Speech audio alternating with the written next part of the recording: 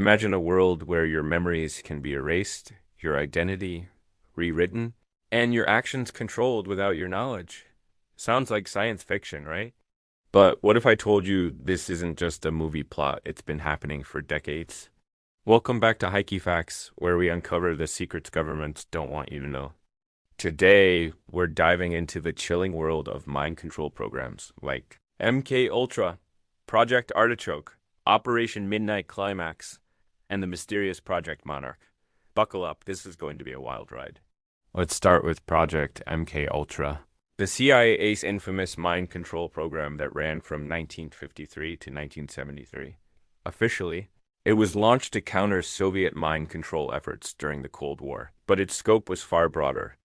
Over 150 subprojects explored ways to manipulate the human mind, using methods like covert LSD, administration, sensory deprivation, hypnosis, and electroshock therapy.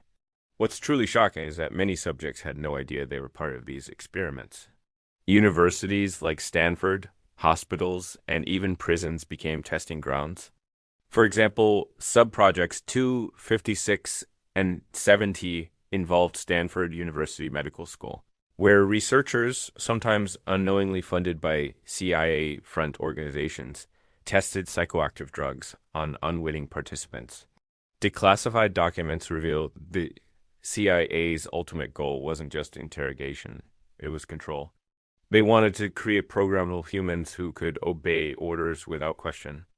One chilling memo asked, "Can we get control of an individual to the point where he will do our bidding against his will?" The answer, according to the CIA's own records, was yes. But the cost was high. Subjects suffered severe psychological harm, and some even died. When MK Ultra was exposed in the 1970s through the Church Committee hearings, it sparked outrage, yet many documents were destroyed by CIA Director Richard Helms in 1973. Leaving gaps in our understanding. Even today, thousands of pages remain classified. Project Artichoke began in 1951, building on earlier efforts like Project Bluebird. Run by the CIA's Office of Scientific Intelligence, Artichoke focused on interrogation methods, using drugs like heroin, mescaline, and scopolamine, alongside hypnosis and psychological torture. The program's primary goal was to determine if a person could be programmed to perform extreme acts, like assassination, without remembering their actions. A 1952 CIA memo starkly asked, "Can we make someone commit an act of violence and forget they did it?" Declassified records confirmed the answer was affirmative, achieved through brutal experiments that often left subjects with no memory of their ordeal. Artichoke wasn't a rogue operation. It was sanctioned, funded by taxpayer dollars, and involved collaboration with the Army, Navy, Air Force, and FBI. By 1953, Artichoke transitioned into MK Ultra. But its legacy of ethical violations set the stage for what followed if Artichoke was dark. Operation Midnight Climax was downright bizarre. This MK Ultra subproject, active in the 1950s and early 1960s, saw the CIA set up safe houses in San Francisco, Marin, and New York, disguised as brothels. Women of the night on the CIA payroll lured men to these locations, where they were secretly dosed with LSD and other substances. CIA agents, led by George Hunter White, under the alias Morgan Hall, observed from behind one-way mirrors, studying the effects on behavior, particularly in states of fear, lust, or paranoia. The operation, overseen by chemist Sidney Gottlieb, wasn't limited to safe houses.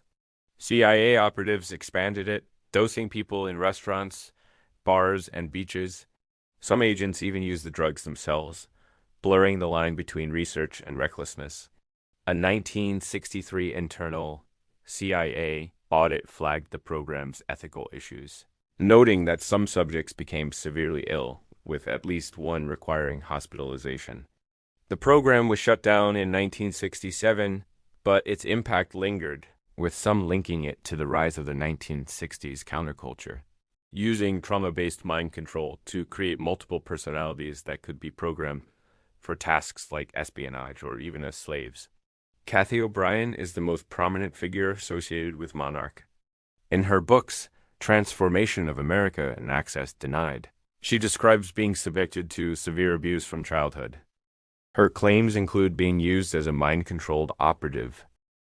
Other alleged survivors have shared similar stories, describing techniques like satanic ritual abuse and trigger-based programming. However, these accounts lack corroborating evidence, and scholars note inconsistencies, leading many to dismiss Monarch as a conspiracy theory. Still, MKUltra's documented history of unethical experimentation lends some plausibility to the idea that such programs could have existed in secret.